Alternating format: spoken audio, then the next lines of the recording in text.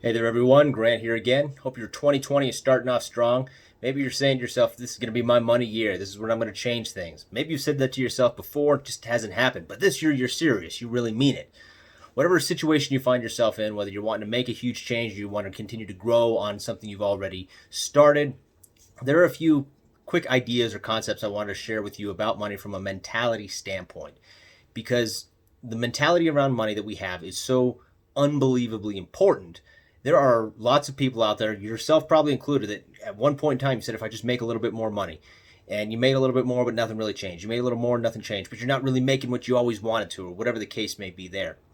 So, the truth of the matter is, the first thing I want to touch on, and this is so unbelievably true, that it's not about how much money you make, it's about how much money you keep. So, what do I mean by that? Well, I know people who make a lot of money, but they spend it stupidly in two different facets. One, they might buy things that they don't really want with money they haven't earned to impress people they don't even like. They're just buying because they think that they should, or they want to impress people, or whatever the case may be. Or they're overspending. They're paying more money than they need to because they feel, well, I can do it. I have money. It doesn't really matter. So, with that, there are a few things that I want to impart to you, some quick sage piece of advice. And the first is, those who fail to really be grateful for what they currently have are the ones that end up trying to buy a feeling that simply can't be bought. We When we get into this state where we're not grateful for what we have, we always want more. We don't appreciate what it is that we have. I'm not saying that you can't be grateful for what you have and want more. That's absolutely fine. That's just part of drive. However, when we're not, the clothes I have aren't good enough, the car I have isn't good enough, the house I live in isn't good enough. So what do? We go buy new, we go buy more, and we're spending this money hoping that we buy that good enough feeling, and it just doesn't work that way.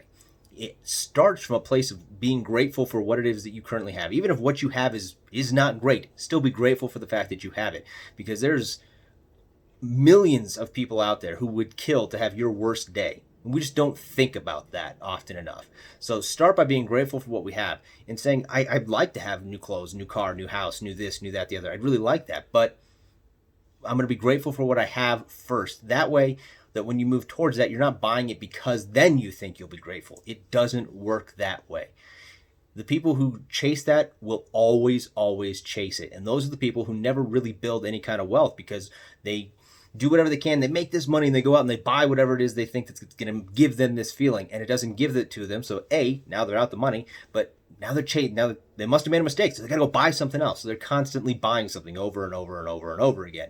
Maybe you've got a pair of headphones, but they're not Beats, or they're not AirPods, or whatever the case may be. You can still listen to music, but they're not that super crisp quality.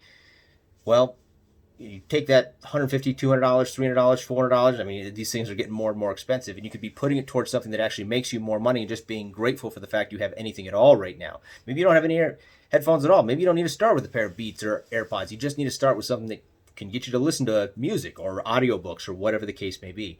And be grateful for that you have that in and of itself. And as you progress, you can get to that point where you can purchase these nicer things, but you have to be doing it for the right reason. So that's a huge, huge component to that.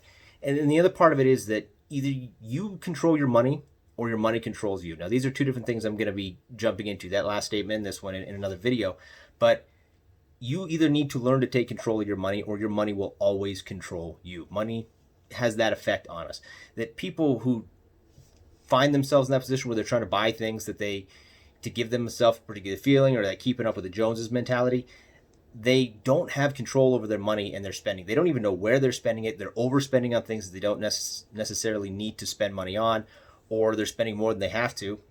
Oh, groceries, for instance. I used to be anti-couponing, for instance. I thought that's stupid. Taking time to clip coupons out of a newspaper, 50 cents, 75 cents here or there. I can make way more money with that time than by doing that.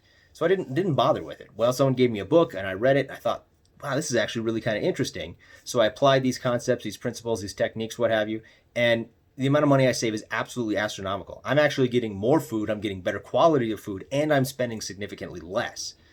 To the point where I created an online course about this. I'll put a link down below so you can just at least see what it is, where I teach people how to do this. but I've actually been hired by groups to go and tell people, to explain how I go through this whole concept. And that's a perfect example of controlling your money. I am spending less money for the exact same thing, or for, in some cases, something better than what other people are doing, because I have control over my money. And that really comes from a mindset shift and whatnot. Things like Audible. I still use Audible. It's great for books and whatnot if I'm looking for something super specific that I can't find elsewhere. But the app that I've mentioned before, Hoopla, it's totally free and allows you to download audiobooks or ebooks or whatever every single month. I use that like crazy. That's a different way that I chose not to spend more to get the same thing. So finding different ways to do that and understand that. And in a couple of videos here, I'm going to be picking a couple specific things out, ways that you can save more money, get the same or even better quality that you're currently getting on a variety of different products or services, but spend less money, because that's a huge part of it. Working with someone recently, we figured out, okay, they're paying this much money for their internet, their cable, their phone, and this and what have you. Well, by making some subtle shifts, they actually cut their bill down by about $100 a month, and the only difference is they're actually getting a higher internet speed. They're getting, everything else is the same. They cut out their landline because they weren't using that anymore, but they cut out the things they definitely weren't using anyway, and their internet speed got better, and they're spending $100 less a month, and it took them about 90 minutes to do that. Now, $100 a month, that's $1,200 a year. There's nothing that individual could have done to make $1,200 in 90 minutes with his current skill set. So this was by far the best way to spend his money. He took better control of it. So these three things really kind of play upon themselves. The first is not how much you make, it's about how much you keep. That the second being that if you're not grateful for what it is that you currently have, you're going to spend your energy trying to buy a feeling that can't be bought.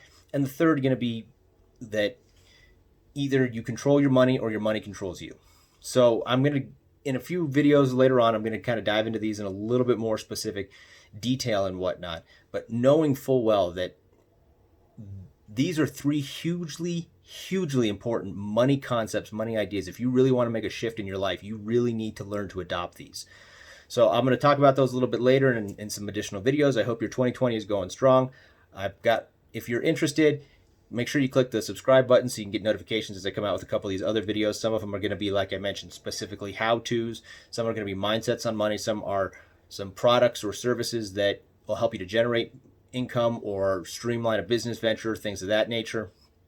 I'm also working on like an options trading thing, which is one of the many ways that I create passive income. So there's a lot that goes into that, but I'm glad that you're got this mindset about money, that hopefully 2020 is going to be your year. You're going to make some of these changes and know that it's not just about making more, it's about learning how to keep more of what it is that you make. So that being said, you guys have a fantastic time and look forward to seeing you guys at the next video.